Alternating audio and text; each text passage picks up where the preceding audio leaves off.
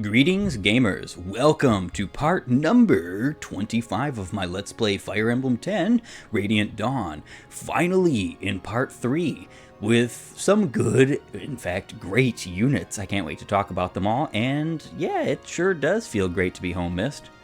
Wow, how long has it been since we were here? It sure feels great to be home. Yeah, we've been away for too long. Dealing with Crimean nobles always seems to take longer than it should. At least now we can finally get some rest. Still, it was nice to be needed, don't you think? Especially for a band of mercenaries as poor as we are. You might be poor in money, but have you seen any of your outfits lately?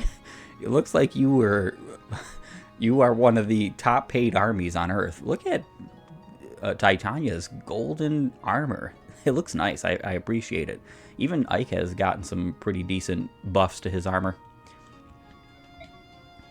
You know, Ike, if you hadn't renounced your lordship, we wouldn't have to run around like this to support ourselves.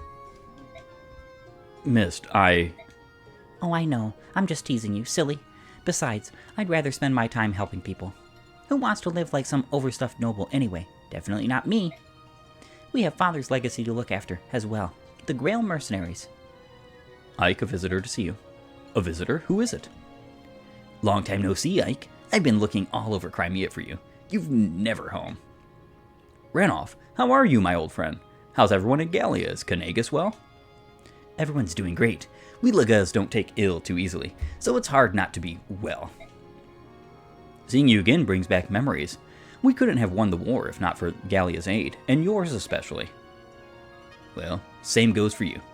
Who knows where Gallia would be if not for Ike and the Grail mercenaries. Speaking of old friends, I saw Princess Leanne at the Crimean royal court. Apparently, she'd been looking for me too. She said, please save my brothers. Do you know what she's talking about? So she's heard. Let me get straight to the point, Ike. I have some bad news. War has come to us once again. What?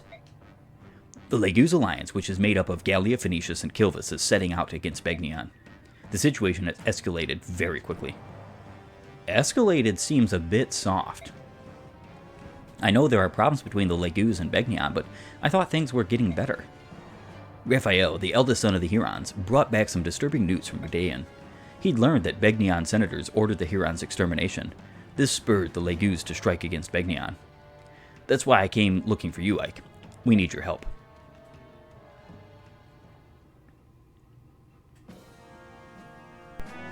Raphael, eldest prince of the Heron clan, returns in the company of the Wolf Queen, Nyla, and the mage, Tormod, to tell a dire tale. The shocking story he relates ignites a terrible fury in the hearts of the Laguz. The assassination of the previous Begnion apostle sparked the massacre of the Heron clan, as well as the burning of their home, the Serenus Forest. That murder and the resulting catastrophes were long thought to be the work of Dayan's former ruler, the Mad King Ashnard. Now, however, Prince Raphael, a survivor of the massacre, reveals that those directly responsible were none other than the senators of Begnion. Upon hearing this tale, the Hawk King Tibarn is consumed with an unspeakable rage. He shares this information with the Raven King Nisala and the Beast King Kanagas, and they form a Laguz alliance. Together with the Heron royal family, they send messengers to the leadership of Begnion, demanding an explanation from the senators. Begnion rebuffs their requests, however, denying any wrongdoing and refusing to investigate Raphael's claims, as if to emphasize their decision to silence the Laguz inquiries. The Empire goes so far as to murder an alliance messenger. This callous act of arrogant defiance pushes the alliance into declaring war upon the Begnion Empire. Gallia's sub-commander Ranulph considers the merits of attempting to simply overpower Begnion. He recognizes, however, that pitting brute force against Begnion's magic and tactical prowess will result in massive alliance casualties. He decides to enlist the strength and knowledge of his old wartime ally, Ike, and the Grail mercenaries.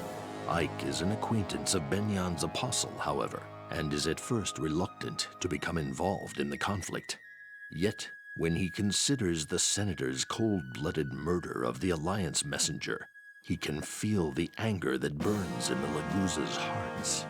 Determined to force the Senators to answer for their crimes, he agrees to help the Laguz Alliance.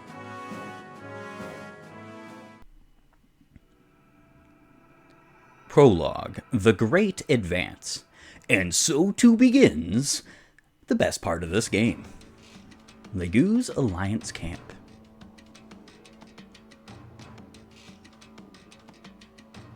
Flaguer is close now. It's a fortress city near the Begnian border. We'll storm the city at night and hit them fast enough that the troops inside the fortress won't have time to take their positions. Yes, finally, a chance to rend my foes. But I would rather have a head-on fight. Why do we wait until nightfall, like a pack of cowards? What's our role in this? I want the Grail mercenaries to act as a guerrilla force, take out their fire mages and ballistae. They're really bad news for us Laguz. Bah! Enough talking. To the battlefield. To taste my enemy's fear. No more waiting. No, Scrimir. This isn't the kind of fight where a general takes the field. You should stay behind. Are you insane?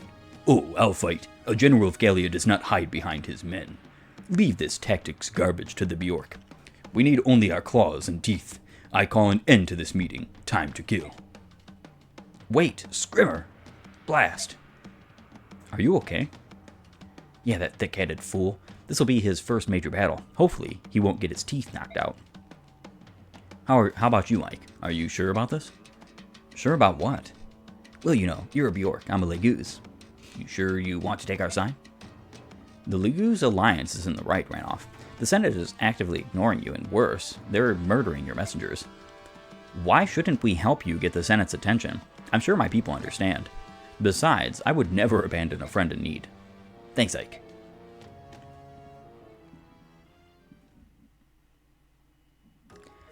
Yes, a lot to do. A lot to do. Much info. Are you alright? You look distracted. Oh, it's nothing. Don't worry about me. Ranoff, you know you can talk to me. It's just, I feel bad about this whole thing, you know? I'm not sure I understand what you mean. I've pulled you Bjork into Laguz affairs. It's not exactly your problem, you know. Listen, you offered me a job, and I decided to take the contract. It's as simple as that. I told the others they could leave if they didn't want to work with the Laguz, but everyone decided they'd rather stay. Don't worry about it, Ranoff.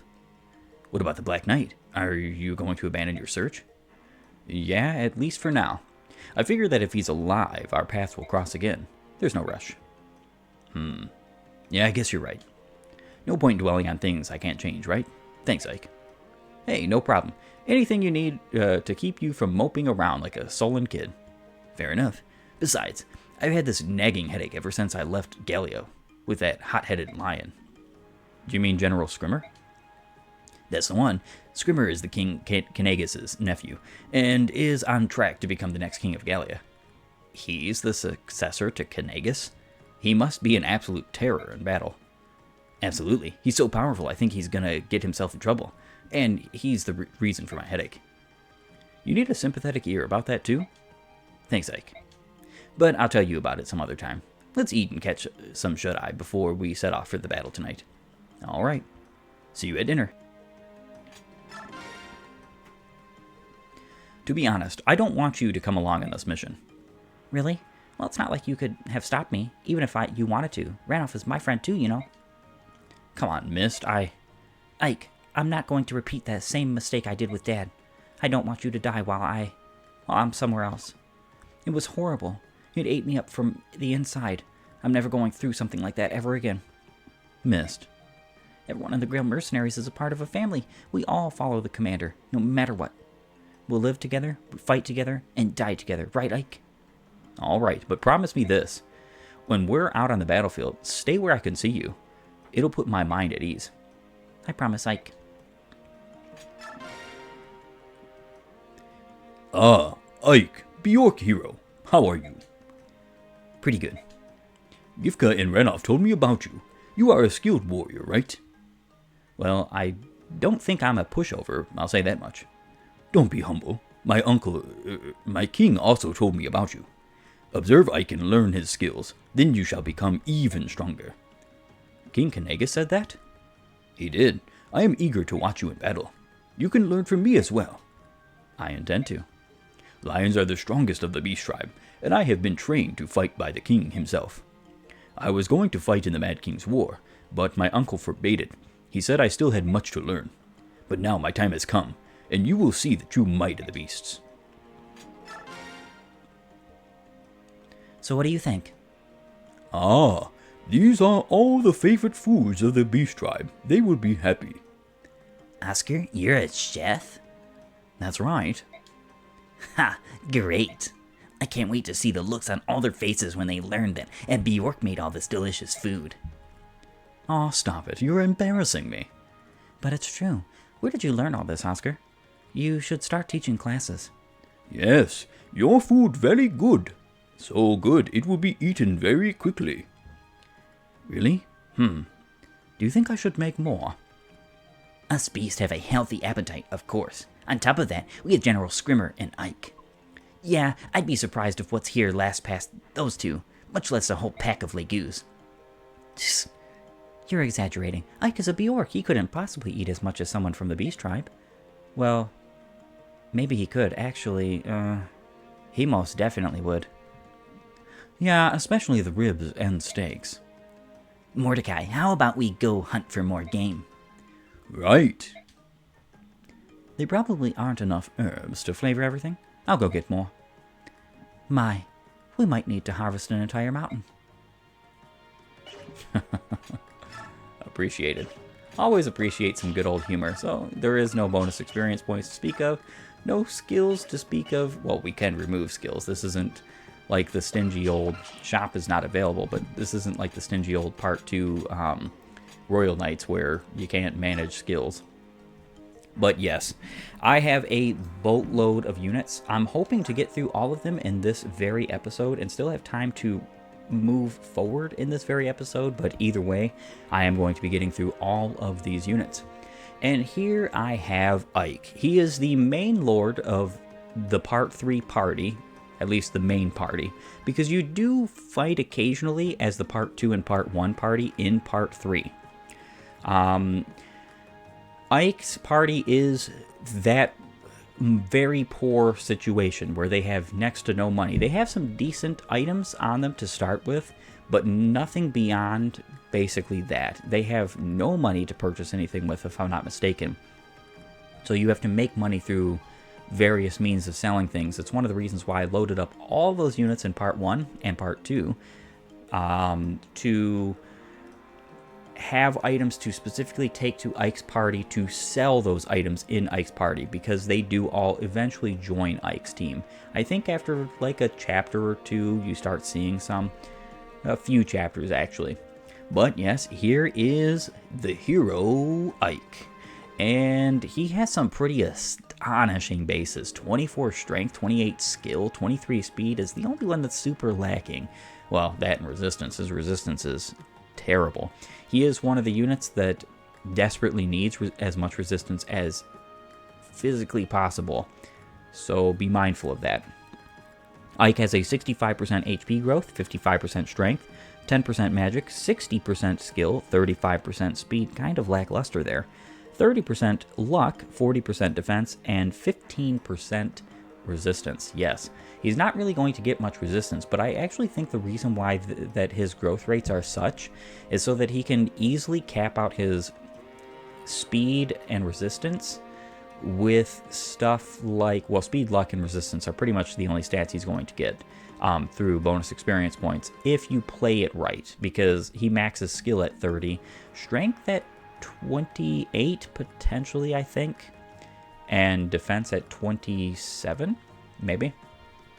I'm not exactly sure on his caps, but yes, he caps those very quickly, which allows him to use bonus experience points to get the rest. He's probably not going to be doing much of that in his first outing, until he promotes, that is, because yes, he does have a promotion. So if you hadn't noticed, I am using nothing but pre-promotes in this game, and specifically those pre-promotes are from the previous game. So a bit of a spoiler, most of my units in this game are going to be units I used in Path of Radiance. Pretty much the same teams. Now Ike comes with his own personal preferential weapon, the Etard, a huge sword of overwhelming power. Only Ike can wield it. 12 might, 75 hit, 10 crit is pretty good. Not absolutely fantastic, but it's pretty good. You do get a second one for free if you happen to obtain it as a hidden item. It is in a specific chapter that way. He comes with S rank sword, so he's already well-to-do with pretty much every sword in the entire game. But he has no skills to speak of, which is kind of a shame. I wish he did have some skills. He has 3 authority stars, so he's going to give 15% hit and avoid to all of the Grail mercenaries. And obviously he is the commander, but he also has a bond support with Mist, Titania, and Soren. So if he's right next to them, he gets 10 crit, which is pretty awesome. And then next I have Titania, an Axe Paladin. One of my favorite units in this entire game. And though I will grant that folks like Har and Alencia are better than Titania, I would dare say she is very close. She is very close. That's why I'm not so keen on the idea that Har is the only good unit in this game. I think there's plenty of other fantastic units. With the fact that she is very close to maxing almost every single stat that she has here, and she only has 4 levels to go, she is a very, very good candidate for a Master Crown. Master Seals are what you use to promote the first time. Master Crowns are what you use to promote the second. Now she has a 60% HP and strength growth, 15% magic, 55% skill, 50% speed, 40% luck, 20% defense, and 30% resistance. This woman is beefy, strong, capable, as an Axe Paladin should be. And especially because axes have gotten a significant buff in this game. They're even better than they were in Path of Radiance. Axes are the best weapons in the Tellius games. They just are. Best range weapons, best overall general weapons, and because of the pole axes in this game, though they have a lot of weight, doesn't matter because she has 25 strength. There is not a single weapon in this game she cannot wield to absolute perfection, especially with an S rank in axes. And she does come with the wonderful, wonderful counter. This is not something that's all that useful. I could consider selling it even, but because it comes on her for free, it is not something that I typically take off of her. I just let her have it. Can cause enemy to receive half of the damage he deals to this unit. This is awesome if it procs, and it almost never procs. I'm pretty sure it's skill percentage. If I'm not mistaken, Adept also has skill percentage chance in this game. We're going to see that also. So Kanto allows a unit that has not moved his full movement range to move the remaining amount at the end of his turn. And of course she has some bond supports. Not really going to be going over those. And then I have Soren, a Wind Sage. Yes, he's pre-promoted. I'm not going to be using him, unfortunately, just because I didn't use him in Path of Radiance. I'm going to be sticking to units I used in that game. And though that being said, he does have some pretty good stats. Though his speed is kind of super lackluster, his HP is kind of very low. But he has a 40% HP growth, 25% strength growth, 80% magic, 60% skill, 35% speed, 35% luck, 25% defense, and 70% resistance. It's actually quite tanky on the magical side, and he'll continue to be tanky, as well as very strong. With a B rank in fire, thunder, and an A rank in wind, he can pretty much use everything you would want him to. And he does come with Adept, can grant this unit 2 consecutive attacks. I will be taking that off of him pretty much right away. And yes, a bond support he has. And here is Mist. She is a cleric, which is the exact same starting class that she had in the previous game. However, this is very strange, Mist is considered promoted. So she is a pre-promoted unit in this game, which I like. I actually adore Mist in both Path of Radiance and Radiant Dawn. I think she's a fantastic unit and probably one of your best to train up because of the fact that she is a horse-mounted, sword-wielding healer. And in this game, she's quite strong. I wouldn't say as strong as she is in Path of Radiance because They messed up. The Floret, which is her preferential blade, is a lightweight blade that's easy to handle. It uses magic for direct and indirect attacks for mist only. I'm not going to lie here. If it wasn't for the fact that I don't personally know how to do this, I would hack and finagle my game until this actually did what this says, because then she would be abysmally strong, and I would just appreciate it all the more. This weapon does not use magic for indirect or direct attacks. She uses strength with this. That's why she only has a 22 attack. 14 plus 8 is 22.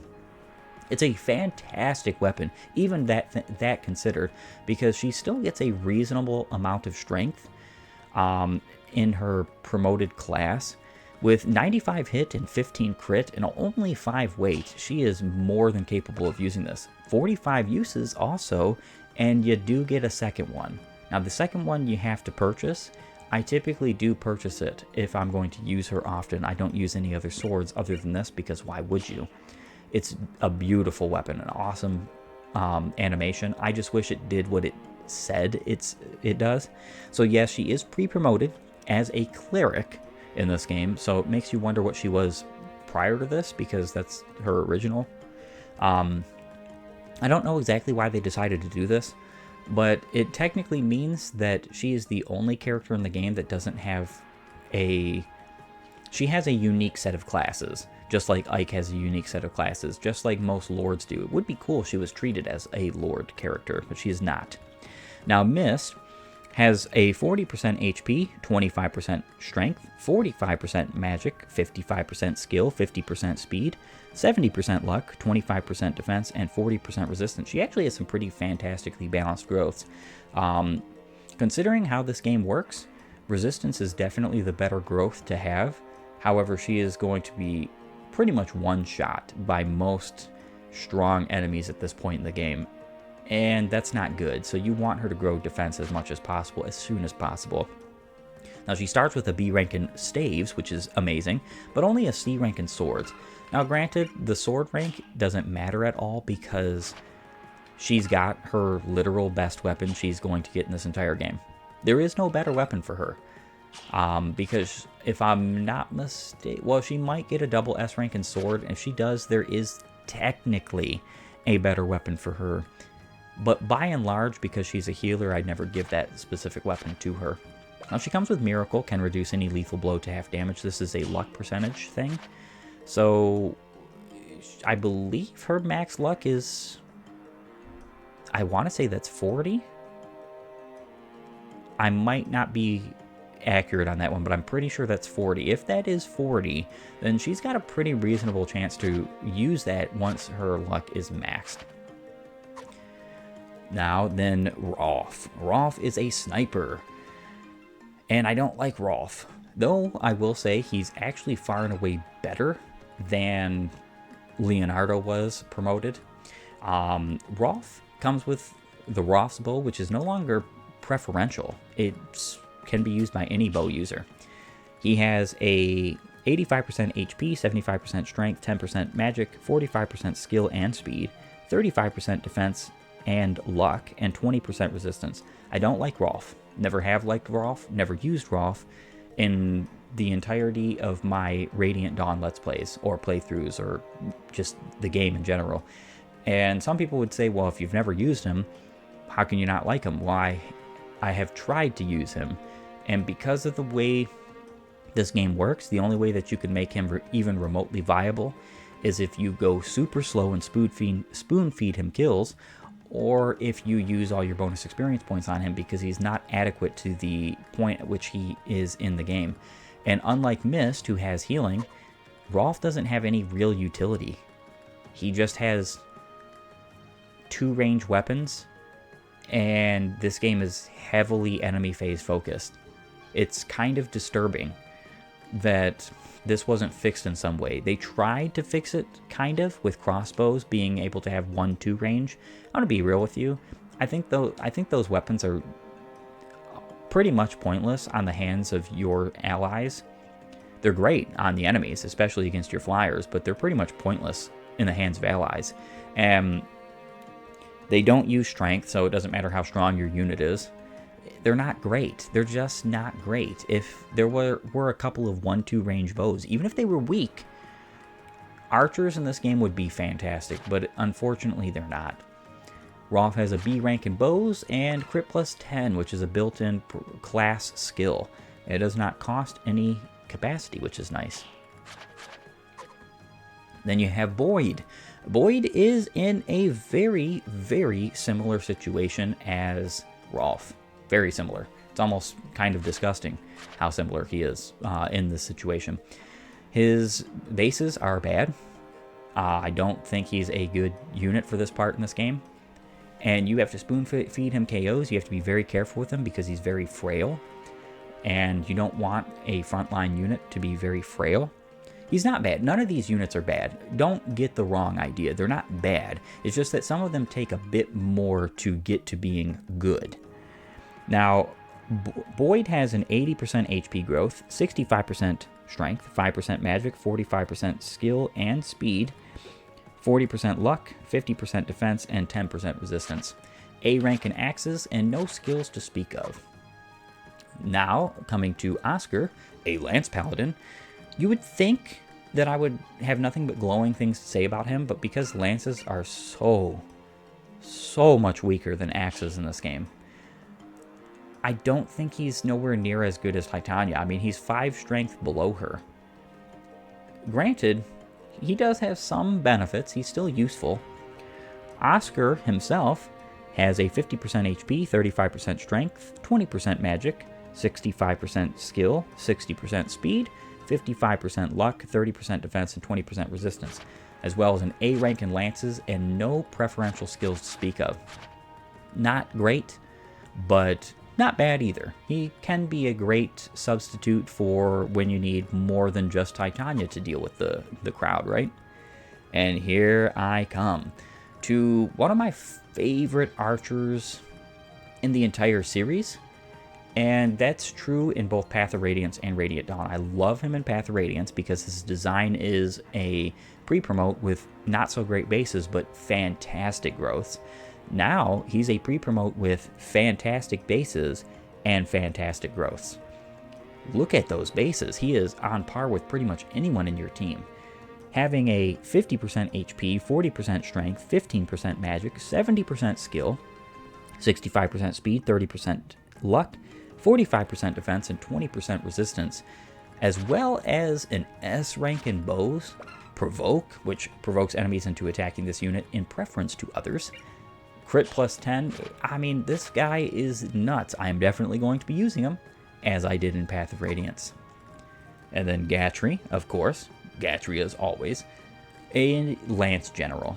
He's very bulky, and that's pretty much the best thing you can say about him for this point. Yes, he does a lot of damage, but it's usually just once, because even though he does have better speed than folks like Boyd and Rolf, which is astonishing, he's not really going to attack units twice in this part. And you'd say, well, that's kind of crazy. He's got 20 speed. You're lucky if you get 20 speed on a fully trained Gatry who has a Night Ward equipped the entire time during Path of Radiance. Well, that's because this game works weirdly with its stat benchmarks. 50% HP, 60% strength, 5% magic, 45% skill, 60% speed. Wow, this guy is fast. 30% luck, 60% defense, and 35% resistance. He has an A rank in lances and a B rank in axes. As well, no preferential skills. And then here we have Rise. Rise is a bishop. He is your secondary healing in this game. Well, technically primary in this party, until Mist comes to a better point in her career where she's actually stronger and more capable, because he can heal a whole lot more than she can. Now, granted, part of that is because he has a men's staff and she doesn't on her, which I'm going to be changing that very shortly. He's got good bases, except his speed and defense are so bad alongside his pitiful HP that not only will he get one shot, likely he's going to be doubled by many enemies. Now, 40% HP, 25% strength, 65% magic, 35% skill and speed, 60% luck, 20% defense, and 75% resistance are not bad growths. He does have some leeway to become a very good unit, but light magic in this game is not great. It is terrible in Path of Radiance, but it's not great in this game either. C rank in light and an A rank in stays means he has more staff utility than Mist, but not really more damage potential. Kind of at this point, but there's going to come a point where she's just going to overtake him. And then finally, the Swords Master Mia. I actually think she's a very great unit in this game, though I don't particularly like her in Path of Radiance. And the reason why is because she actually comes with decent bases. They're not fantastic, but you can pretty much expect that she's going to crit pretty often with the Woe Dao and Killing Edge. And because of stuff like that, she tends to do more damage than you would immediately think. And because of her high skill and speed, she is a perfect unit for using stuff like Adept. Now, Mia has a 70% HP, 45% strength, 15% magic, 60% skill, 65% speed, 35% luck, 40% defense, and 25% resistance. As well, she also has an A rank in swords, and Vantage, a preferential skill, can allow this unit to attack first, even when an enemy initiates combat. This skill has been neutered so much. It is no longer a guarantee, so it's not something to be relied upon. So if you want to do the Vantage Wrath cheese that you could in Path of Radiance, you definitely are not getting away with it here. Though Swords Masters and Halberdiers are probably the best users of that. I bring up Halberdiers because Nephany had Wrath built in, so you could swap off like Vantage Wrath on either of them and then be able to have that ability. It's not reliable, and it's not something I ever rely on in this game. I don't even really think it's reliable in Path of Radiance because Wrath does not guarantee a crit. It just gives you 50 crit on top of your crit. So most units in that game, they cap out at somewhere between 70 and 80 crit with Wrath, which is a crit most of the times, but when it's not and it doesn't KO, you might lose a unit. However, with that being said, this is all of the Grail Mercenaries, a fantastic crowd of units. Before next chapter, I'm going to be doing, or before next episode I should say, I'm going to be doing all of my convoy management off screen, getting all of my units set up, at least the ones I'm going to be using. I am going to probably use the majority of the units here just for a short while as like softeners. Like Oscar will deal some damage, and then somebody like Titania or Shinon, Ike or Mist will take the KO. Because Rise, Mia, Gatry, Boyd, Rolf, and Soren and Oscar are not going to be used. So it's only Shinon, Mist, Ike, and Titania. These are the only four of this party that I'm actually going to be using for the long haul.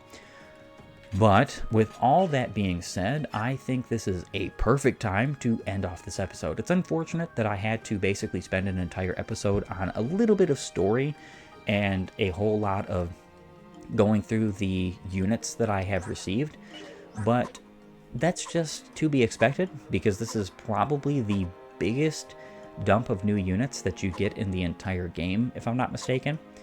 And a lot of them need to be talked about because the Grail Mercenaries are fantastic units, wonderful units in both Path of Radiance and Radiant Dawn. And though I'm not using the majority of them, which is mostly due to my own decision on who I want to bring and use in this game, because I do want to focus on specific units, that being units I already used in my Path of Radiance playthrough, they're still all awesome. Yeah, some of them need a little bit more help to be good, but they are still all great units. With that being said, I want to thank you for joining me. If you like my content, please upvote and follow, or like and subscribe depending on your platform, and while you're at it, have a great and glorious day gaming.